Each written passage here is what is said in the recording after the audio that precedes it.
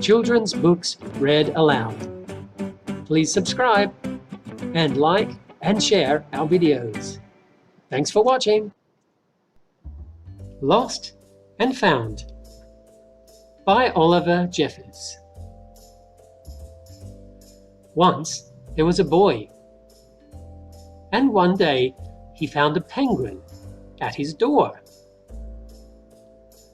The boy didn't know where it had come from, but it began to follow him everywhere. The penguin looked sad, and the boy thought it must be lost. So the boy decided to help the penguin find its way home. He checked in the Lost and Found office, but no one was missing a penguin. He asked some birds if they knew where the penguin came from, but they ignored him. Some birds are like that. The boy asked his duck, but the duck floated away. He didn't know. That night, the boy couldn't sleep for disappointment. He wanted to help the penguin, but he didn't know how. The next morning, he discovered that penguins came from the South Pole. But how could he get there? He ran down to the harbor and asked a big ship to take him to the South Pole. But his voice was much too small to be heard over the ship's horn.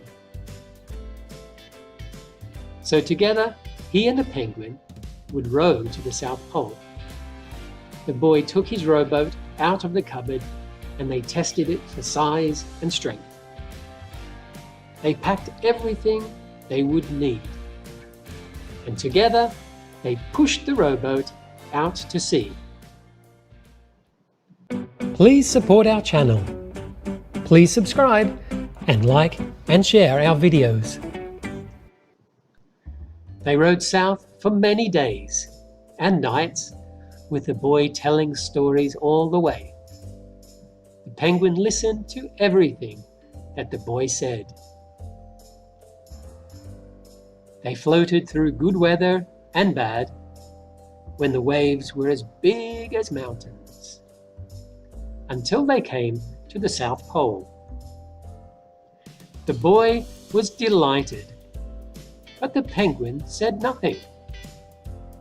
Suddenly, it looked sad again as the boy helped it out of the boat. The boy said goodbye and floated away. But as he looked back, the penguin looked sadder than ever. It felt strange to be on his own. And the more he thought, the more he realized he was making a big mistake. The penguin wasn't lost. He was just lonely.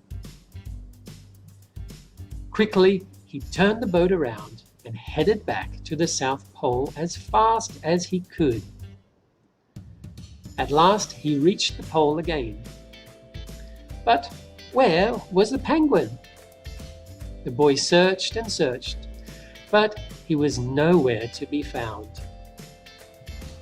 Sadly, the boy set off for home. There was no point telling stories because there was no one to listen except the wind and the waves. But then the boy saw something in the water ahead of him. Closer and closer he got, until he could see the penguin. And so the boy and his friend went home together, talking of wonderful things all the way.